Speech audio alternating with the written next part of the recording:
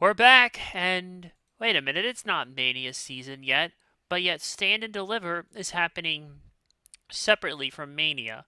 Mania is not another. It's not another for another 2 weeks or so from this Saturday. However, Stand and Deliver is happening first. Well, apparently this actually was originally supposed to be held the week after the event we're going to be talking about, WrestleMania.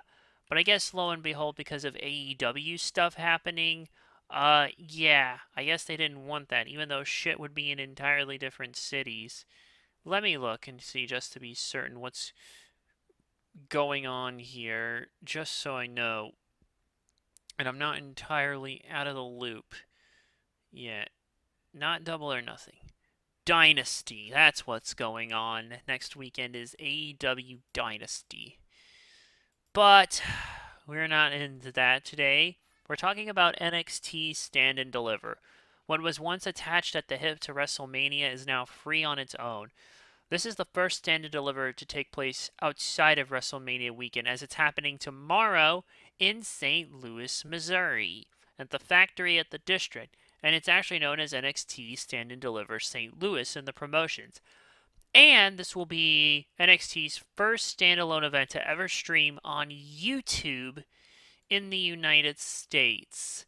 That's right, since the Peacock deal has officially expired across the board for all of WWE, Stand and Deliver is going to be available on WWE's YouTube channel, making it the first NXT standalone event to air on the platform. Though if you're outside of the US, it will be available on Netflix in most international markets, with a couple exceptions, such as Sub-Saharan Africa getting it on Supersport and Japan getting it on Abema. Yeah, so this is pretty much going to be the culmination of many NXT stuff. It's the NXT equivalency of WrestleMania, not to the same degree. And still, this is always where they overcrowd this stuff a lot, but putting it on its own separate weekend is so much better. Oh, and before I forget, Stand and Deliver is on its own separate weekend away from WrestleMania. And there was much rejoicing. I do love me a good Monty Python reference. Finally, I'll be watching Life of Brian this month as it comes out in 4K from Criterion. I cannot wait. When does it? Uh, April 14th, which is not this Tuesday, but next Tuesday. Enough about that, though. We've got wrestling to talk about. I'm Coffee Lover 239. We've got our resident John Moxley stan Steven, aka Diener. Oh, Diener. There you are. Sorry. There you are, dude. Sorry. Yeah, I you're was fine. typing. Oh, you're fine. You're fine here. At least you're still with us, thankfully. And there's not much more time to waste, so let's just jump into it, starting with... That's right, we got ourselves a pre-show match. This is a 10-person mixed tag team match. It's Hank and Tank, Hank Walker and Tank Ledger, Shiloh Hill, E.K. Prosper, and Ren Sinclair versus Birthright, Lexis King, Channing Stacks Lorenzo, Charlie Dempsey, Uriah Connors, and Ariana Grace. On the March 17th episode of NXT, Birthright, represented by Uriah Connors and Channing Stacks Lorenzo, defeated Hank and Tank to advance in the NXT Tag Team Championship #1 Contenders Tournament after interference from their stablemates, Lexis King and TNA Knockouts World Champion Ariana Grace. The following week, Shiloh Hill and Birthright Charlie Dempsey participated in the Gauntlet Eliminator match to determine the #1 contender for the North American Championship. At the event, Hill eliminated Dempsey only to be attacked by Birthright, which led to his own elimination shortly thereafter.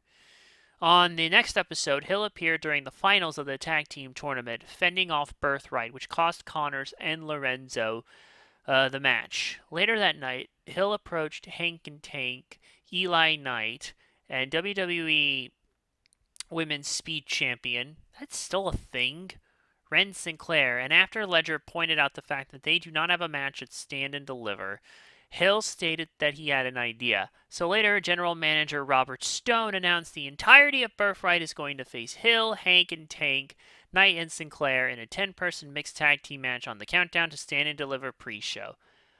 Oh, and then he had another stupid name change because EK Prosper, because we can't have Eli Knight now anymore because fuck us. So something Jesse actually pointed out to me earlier today when we were talking. Birthright, essentially, with the exception of Channing Stacks Lorenzo, consists of people whose basically family has been involved in the wrestling business. Like their parents or siblings or whomever were wrestlers here, and they're following in their parents' footsteps. Lexus King, Brian Pillman Jr., son of Brian Pillman. Charlie Dempsey, son of William Regal. Uriah Connors, her father is Fit Finley, means David Finley is her or not his brother. Did I get it right here?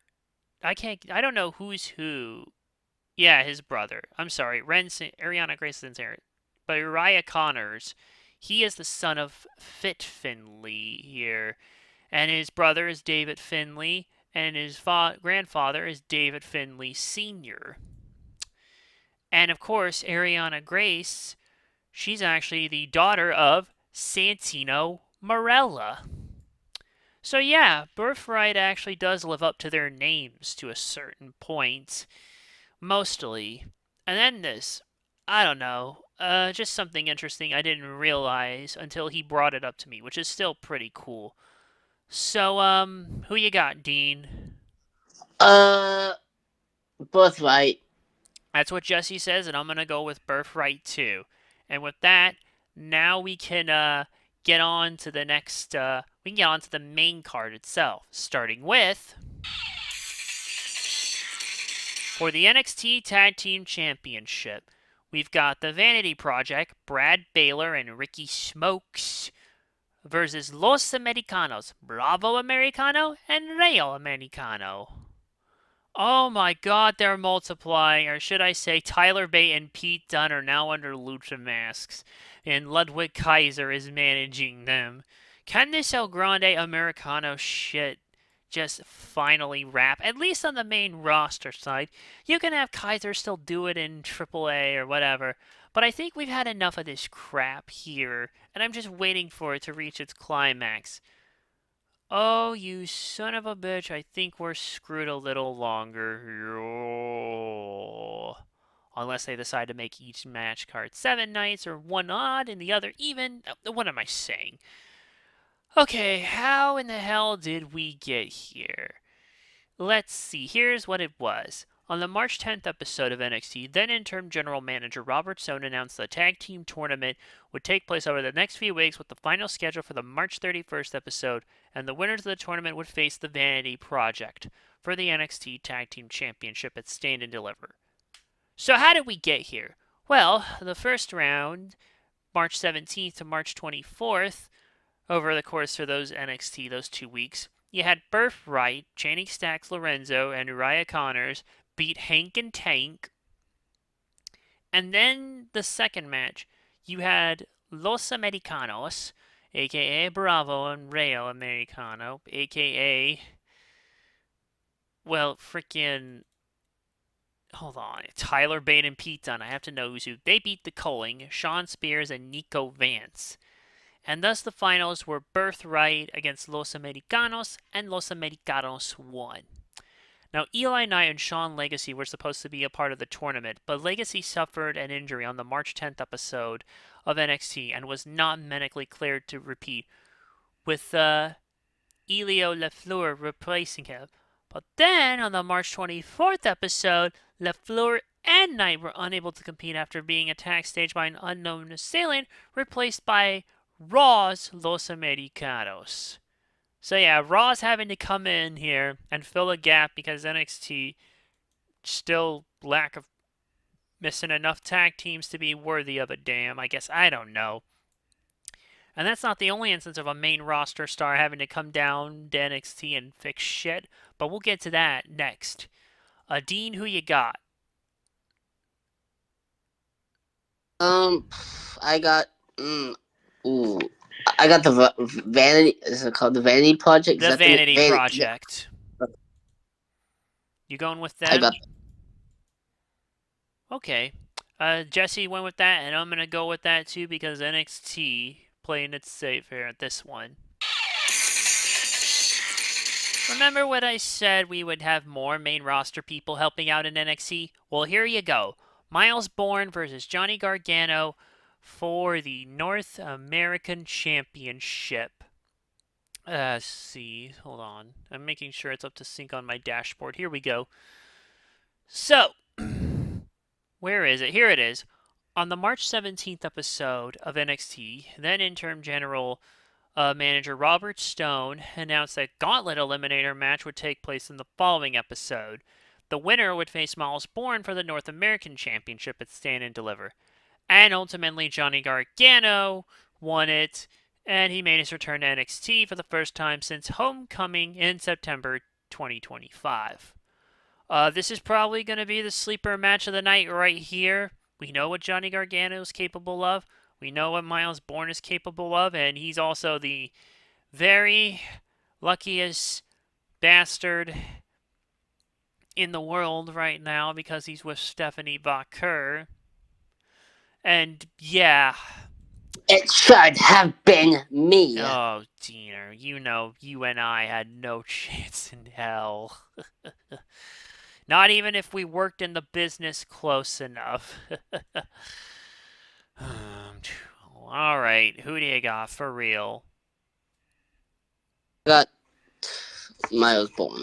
As much as I That's want to what go Jesse against. says as well, and I'm going with Miles Bourne. I don't see a lot of changes except maybe in the main event, but we'll see. Now we have the NXT Women's Championship triple threat. Jacy Jayne versus Kendall Gray versus Lola Vice. So, what happened? At Deadline, Kendall Gray won the Women's Iron Survivor Challenge to earn a Women's Championship match against Jacy Jayne at New Year's Eve on January 6, 2026, but lost after the title after numerous interferences from Jayne, fatal influence stablemates Fallon Henley and Lainey Reed. After that, Gray kept pursuing a rematch with Jayne, and on the March 11th episode of Evolved, after a successful title defense, Gray vacated the Evolve Women's Championship to permanently move to NXT. On the March 17th episode of NXT, Gray stated her intentions of challenging for the title at Stand and Deliver, but was Wait, interrupted. the one that's talking to Randy Orton on the phone was Pat McAfee. FYI. Seriously? Yeah, it's Pat What, did McAfee. they just reveal that on SmackDown? Yep, just now. What? Why? Why? Oh my god, this company. Oh, hold I on. don't get it. Hold on a second. I need the clip right now. I need the clip from UHF. Jesse, I'm on a roll for referencing comedy stuff, by the way, between Monty Python and now UHF, cuz... Stupid! You're so stupid! Why would it be Pat McAfee? It makes no sense! I'm trying, guys. I'm trying to understand, but you just don't add up. This whole thing, all of this.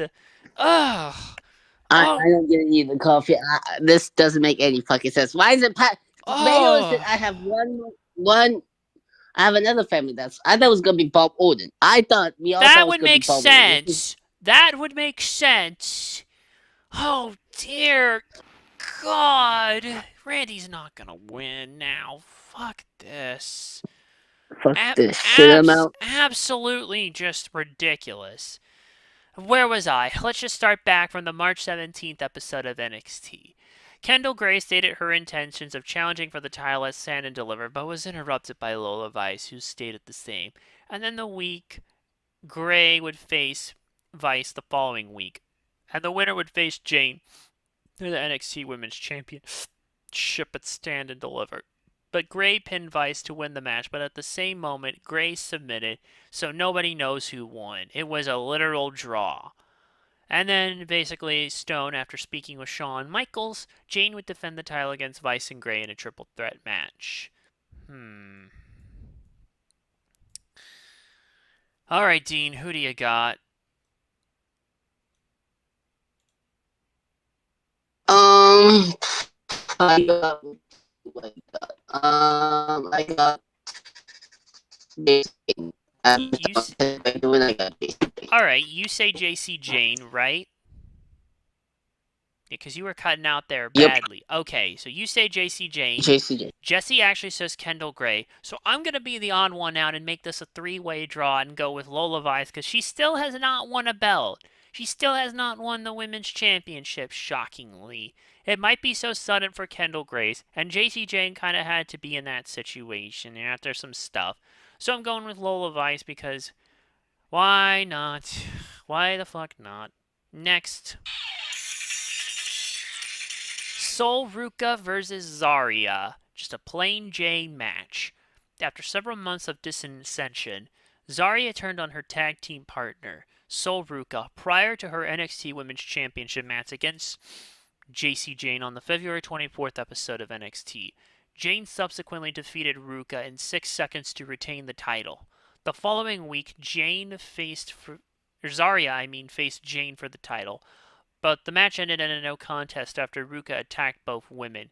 A triple threat match happened for the title on the March 17th episode, and Jane retained. Following next episode, Ruka challenged Zarya to a match at Stand and Deliver, which Zarya accepted. So here we are, the only non-title match on the card and the one where two ladies need to let some aggression out. Who do you got, Dean? Zaria. Okay, Jesse says Sol Ruka, and I think I'm gonna go with Sol Ruka. I don't know why. Yeah. Now, for the Women's North American Championship, Tatum Paxley versus Mariah May. Where were we? Where is it? Here. We go to March 17th episode once again. Tatum Paxley defended the NXT Women's North American Championship and was attacked by May, who stole the title. Why do titles keep getting stolen? Seriously. Some of these people need to have better grasp and learn to take shit back and run out of there when they take back what's rightfully theirs, when it was stolen by someone who shouldn't have had it in the first place. So Paxley actually literally broke into May's hotel room and demanded her to give the title back on the next episode. Well, at least she had more cojones than, who was it in AEW had the title? So what was it, MJF or something? Who had the title stolen here? And I don't remember. Somebody had a title stolen. Where were we? Oh yeah. I think it was Joe Mama. Got him. No, you did. Dean, stop. Don't be a. Okay, and then Stop Paxley. it. Oh my gosh, you were. So then Paxley challenged me. The champion. Oh, let me rephrase this. The champion challenged the challenger to a title match at Stand and Deliver. Does that make sense? No, who cares? Ultimately, everything was accepted. A brawl took place, and once again, Paxley failed to get back the title. And so it was made official. There needs to be better sanctions in place for stolen titles and shit. At this rate, I need fucking people to keep these shits. Well, I would say keep them in lockboxes and have them safely guarded at all times, but after the shit that happened with the Death Riders, no. The whole putting it in the briefcase like it's in Pulp Fiction idea does not work for this anymore. Much less after all the insanity with that garbage. But I digress. Oh, what you got, Dean? Uh, got Blake Moreau. And that's what Jesse says. And I go with her too. Why the fuck not? We're all in unanimous, and the heel is about to make life hell. And finally, we wrap it up with the main event. Fatal 4-way match for the NXT Championship. The champion, Joe Hendry. The challengers, Tony D'Angelo, Ethan Page, Ricky Starks. One of these things may not be like the other. I don't know anymore here. What the hell's going on? March 17th episode, again of NXT. This was a very busy episode from the looks of things. So, Birthright, represented by. Oh, wait, we already read that. What? That's the wrong one. Okay, here it is. Never mind. Go back a little bit further to the February 2nd episode of NXT. Joe Hendry won the vacant NXT championship in a ladder match after pushing Ricky off the ladder.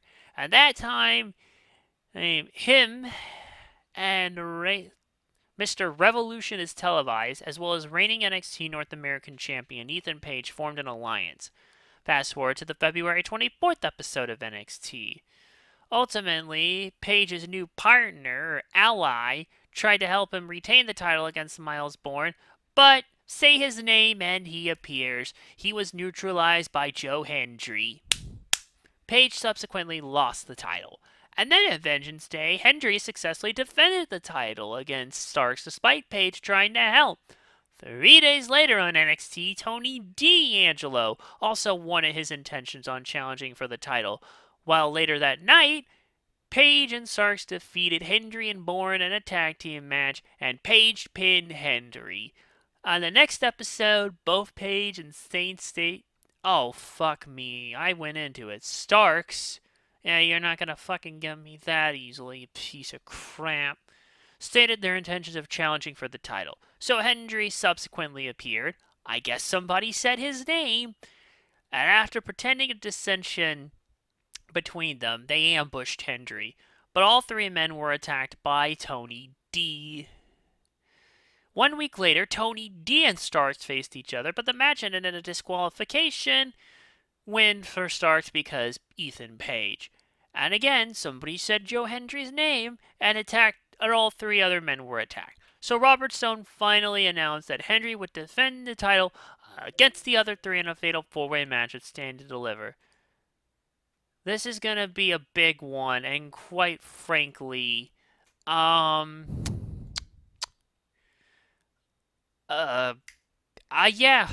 this will be fine. Dean. Oh, Jesus, this could be a hard one. I actually don't know. I really don't know what happened this one. I'll just say, who I want to become champ, Tony D'Angelo, but do I go Joe or Tony? Those are my obvious picks. I'll go Joe Hendry. That's what Jesse says, so I've always wanted to say this. Say his name and he will win. We believe in Joe Hendry. Now I can remix that song as well, my way too. That's it. That is Stand and Deliver. And if you're in the US, you can watch it free on YouTube, or you could probably use a VPN if you're abroad, because quite frankly, I don't see why you wouldn't here. Assuming it's like how they've handled all the other ones in the past. And yeah, that's kind of it, really. Man, I don't know what else to say here. That's really kind of it. I guess the next thing is we'll see you in a couple weeks for NXT or not NXT for WrestleMania, and you can add on an extra day or subtract a day to 13 because we will do the Hall of Fame podcast on the 16th is what we're looking at here, and then we will do WrestleMania on the 17th. Just like old times. We've got a hell of a class, a lot of good shit to talk about, and I need to go watch the Hogan-Andre match because that's going to be the immortal moment. I'm surprised it wasn't the first, but you knew it was coming one way or another. And you know why it's in there, but we will get to that in due time, in about 13 one days. Way. Oh, another. I'm gonna get you. Oh, I'm gonna goodness. get you one way. You calm the hell down. One way. Dean, oh, another. Stop it. One way. Stop it. Oh, another. One way. Oh, another. What the hell is the matter with you?